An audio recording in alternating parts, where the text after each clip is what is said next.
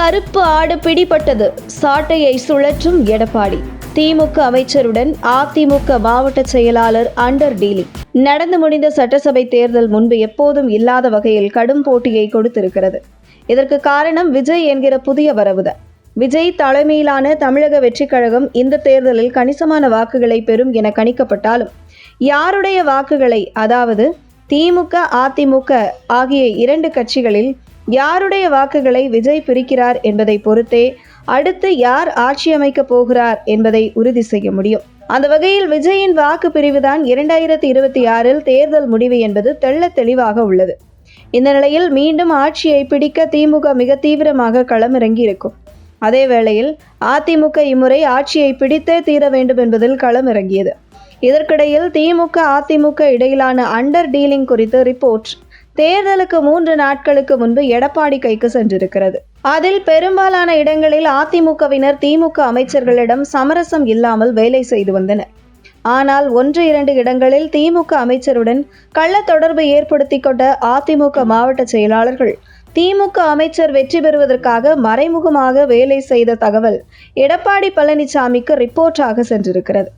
குறிப்பாக சம்பந்தப்பட்ட அதிமுக மாவட்ட செயலாளர் திமுக அமைச்சருடன் கள்ள தொடர்பு ஏற்படுத்தி கொண்டு, என்னுடைய வெற்றியை எளிதாக்கி தாருங்கள், உங்களுடைய வெற்றியை எளிதாக்கி தருவது மட்டுமல்லாமல் இந்த மாவட்டத்தில் தான் நிற்கும் தொகுதியை தவிர்த்து மற்ற தொகுதியில் தன்னுடைய ஆட்கள் வேலை செய்யாமல் இருக்கும்படி செய்கிறேன் என்கிற திரைமறைவு ஒப்பந்தம் செய்து கொண்டதாக எடப்பாடி பழனிசாமிக்கு ரிப்போர்ட் சென்றிருக்கிறது.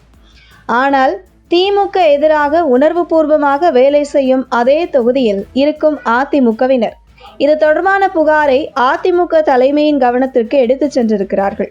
உடனே சம்பந்தப்பட்ட மாவட்ட செயலாளருக்கு தொலைபேசி மூலம் தொடர்பு கொண்ட எடப்பாடி பழனிசாமி மிக கடுமையாக எச்சரிக்கை விடுத்தது மட்டுமல்லாமல், உங்கள் மாவட்டத்திற்கு உட்பட்ட தொகுதியில் ஏதாவது தவறு நடந்தால் தேர்தலுக்கு பின்பு நடவடிக்கை பாயும் என எச்சரிக்கை தகவல் வெளியாகியுள்ளது.